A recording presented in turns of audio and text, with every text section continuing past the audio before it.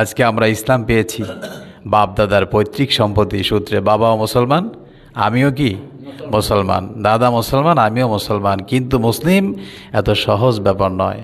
ইমান, ইমান এমন এক নেয়ামত, ইমান যিনি আনছেন তার পরীক্ষা অবশ্যই আছে। ইমানই পরীক্ষা হলো সবচেয়ে কঠিন পরীক্ষা।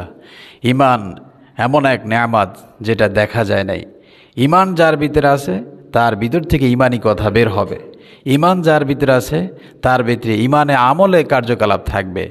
আবার এর ভিতরে একটি শ্রেণী আছে যারা ইমানি কাজ করে কিন্তু সাথে সাথে আবার কুফরিও করে, মুনাফিকিও করে।